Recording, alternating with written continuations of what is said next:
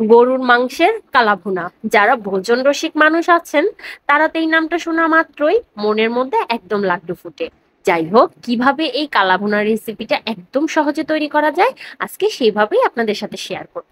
অনেকেই মনে করে কালাভুনার মাংসটা ভাজতে ভাজতে একদম কালো করে ফেলতে হবে, আসলে কিন্তু তা না। দেখেন আমার মাংসটা একদম কিন্তু পুড়ে যায়নি, আর ভিতরেও কত সুন্দর একটা কালার আসছে আর কতটা সফট হয়েছে সেটা আশা করি আপনারা দেখেই বুঝে নিয়েছেন। আসসালামু আলাইকুম, আমি সারহাজি। আজকে আসছি নতুন একটা ভিডিও নিয়ে। আমি এখানে গরুর মাংসের কালাভুনা রান্না করার জন্য 1 কেজির মতো গরুর মাংস নিয়েছি। এখানে আমি হাড় চর্বি সবকিছু দিয়েই আজকে রান্না করব। শুধু যে সলিড পিস দিয়ে রান্না করতে হবে এমন কোনো কথা নেই। কালাভুনাতে কিন্তু পেঁয়াজটা একটু পরিমাণে বেশিই লাগে। আমি পরিমাণ মতো এখানে পেঁয়াজ দিয়ে দিলাম আর দিয়ে দিলাম আদা রসুন বাটা। আর আজকে রান্না করব রাঁধুনি রেডিমিক্স কালাভুনার মশলা দিয়ে কালাভুনা। তো আমি এখানে যেহেতু 1 কেজি মাংস নিয়েছি, এই কারণে মশলা থেকে আমি হাফ হাফ করে নিয়ে নিলাম, কারণ মশলাটা 2 কেজি পরিমাণ মাংসের জন্য। আমি এখানে বড় প্যাকেটের মশলা থেকেও অর্ধেক দিয়ে দিলাম, ছোট প্যাকেটের মশলা থেকেও অর্ধেক দিয়ে দিলাম। কেউ চাইলে ছোট প্যাকেটের মশলাটা পরেও ব্যবহার করতে পারেন। এটার গ্রানটাকে আরো বেশি স্ট্রং করার জন্য এখানে দিয়ে দিলাম একটা স্টার মশলা আর দুটো কালো বড় এলাচ, আর সাথে দিয়ে দিলাম 1 কাপ পরিমাণ সয়া সস আর টমেটো হট সস। আর মাস্ট যেটা দিতেই হবে সেটা হলো সরিষার তেল, যেটা ছাড়া কালাভুনা একদম অসম্পূর্ণ। আমি এখানে 1.5 কাপের মতো সরিষার তেল ব্যবহার করেছি আর দিয়ে দিয়েছি পরিমাণ মতো লবণ, আর সাথে কিছুটা পরিমাণ পেঁয়াজ বেরেস্তা দিয়ে ভালো করে মেখে নেব। যদি হাতে সময় থাকে তাহলে আধা ঘন্টার মতো মেরিনেট করে রেখে দিতে পারেন, আর যদি সময় না থাকে তাহলে সাথে সাথেই রান্না করা যাবে। আমার হাতে যেহেতু সময় নেই, আমি সাথে সাথেই মাখিয়ে রান্নাটা বসিয়ে দেব। একদম ঝটপট খুব সহজেই যে কোনো অনুষ্ঠানে বা যে কোনো অকেশনে আপনারা এটা তৈরি করে নিতে পারেন। আর সামনে যেহেতু কোরবানি ঈদ, অবশ্যই কোরবানিতে একবার হলেও কিন্তু আমাদের কালাভুনাটা চাই চাই। তো খুব সহজেই কিন্তু এভাবে আপনারা একদম চটজলদি কোরবানি ঈদে রান্না করে নিতে পারেন। যে পাত্রে আমি রান্না করব সেই পাত্রে আমি ঢেলে নিলাম। এখন কিন্তু আমি এটা চুলায় বসিয়ে দিয়েছি।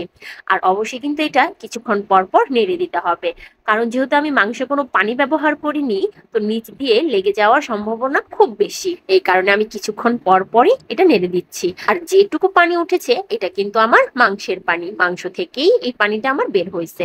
এটা দিয়ে আমি বেশ খানিকটা মাংস কিন্তু সিদ্ধ করে নেব। দেখুন আস্তে আস্তে কিন্তু কালাভুনার যে কালারটা সেটা আসা শুরু করে দিয়েছে। আর এই মাংসটাকে অবশ্যই ঢেকে ঢেকে চুলার আঁচটা একদম কমিয়ে রান্না করে নিতে হবে। মাংসটা ভালোভাবে সিদ্ধ হওয়ার জন্য আমি এখানে গরম পানি ব্যবহার করব। অবশ্যই কিন্তু এখানে গরম পানি দিতে হবে। আমি এখানে 1 কাপের মতো গরম পানি দিয়ে দিয়েছি। এখন এটাকে আমি ঢেকে চুলাটা কমিয়ে রান্না করে নিব। আর কালাভুনাতে কিন্তু সাধারণত তেমন ঝোল ঝোল খাওয়া হয় না, যেহেতু এটা একদম মাখো মাখো হয়, তাই আমি পানিটা একদম শুকিয়ে নেব। যখন এটার পানিটা একদম শুকিয়ে গ্রেভিটা একটু ঘন হয়ে যাবে তখন কিন্তু এটাকে বারবার নাড়াচাড়া করে দিতে হবে, আর তা না হলে কিন্তু তলানিটা একদম লেগে যাবে।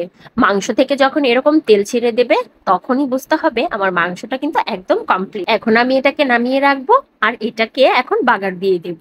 তার জন্য একটা অন্য কড়াইতে আমি সরিষার তেল নিয়ে নিলাম। অবশ্যই কিন্তু এখানে সরিষার তেলেই বাগারটা দিতে হবে।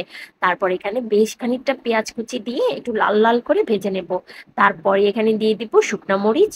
শুকনা মরিচটাকেও কিছুক্ষণ ভেজে তারপরে দিয়ে দিব রসুন কুচি। আর অবশ্যই চেষ্টা করবেন স্টেপ বাই স্টেপ সবকিছু করার জন্য, তাহলেই কিন্তু কালাভুনার যে আসল স্বাদ সেটা পাবেন। আর যদি নিজের ইচ্ছে মতো রান্না করেন তাহলে কিন্তু আসল টেস্টটা পাবেন না। পেঁয়াজটা যখন এরকম লাল লাল ভাজা হয়ে যাবে তখন এখানে আমি 1 চামচের মতো কালাভুনা দিয়ে সাথে সাথে ঢাকনা দিয়ে ঢেকে দেব। ঢেকে আমি 3-4 মিনিটের মতো রেখে দেব, যাতে এটার বাগারের যে একটা ফ্লেভার সেটা একদম কালাভুনার মধ্যে পাওয়া যায়। তারপরে মাংসটাকে ভালো করে ভেজে সেটার মধ্যে আমি বাকি যে মাংসগুলো আছে সবগুলাকে দিয়ে দিব। দিয়ে ভালো করে নাড়াচাড়া করে বাগারের সাথে মিশিয়ে নেব। আর অবশ্যই পেঁয়াজটা যখন গোল্ডেন কালার হবে তখনই কিন্তু মাংসগুলো দিয়ে ঢেকে চুলাটা অফ করে দিবেন, আর তা না হলে পেঁয়াজটা কিন্তু পুড়ে যেতে পারে। খুব সুন্দর একটা টেস্ট পাওয়ার জন্য অবশ্যই কিন্তু এইভাবেই বাগারটা দিতে হবে। আমার মাংসটা কিন্তু একদম রান্না করা কমপ্লিট হয়ে গেছে। নামানোর কিছুক্ষণ পূর্বেই দিয়ে দিব পেঁয়াজ কিউব করে কেটে নিয়েছিলাম, সেটা দিয়ে দেব। এই কাঁচা পেঁয়াজটা দিলে কালাভুনার টেস্টটাও খুব ভালো আসে আর খেতেও খুব ভালো লাগে। তারপর 4-5 মিনিট রান্না করেই নামিয়ে নেব।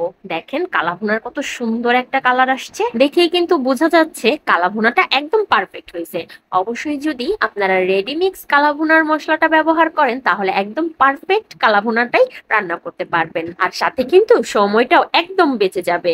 খুবই ঝটপট রান্নাটা করতে পারবেন শুধুমাত্র রাঁধুনি রেডিমিক্স কালাভুনার মশলা দিয়ে। এটা যখন আপনি রান্না করবেন তখন এটা খেতেও কিন্তু খুব দারুণ মজা লাগবে এবং আপনার পরিবারের আত্মীয় স্বজন সবাই কিন্তু এটা খুব পছন্দ করবে এবং সাথে কিন্তু আপনার খুব প্রশংসাও করবে। আর প্রশংসা পেতে হলে অবশ্যই কিন্তু এটা ট্রাই করতে হবে, আর ট্রাই করলে অবশ্যই কমেন্ট বক্সে জানাবেন। আজকের মতো আল্লাহ হাফেজ। এতক্ষণ সাথে থাকার জন্য সবাইকে অনেক অনেক ধন্যবাদ।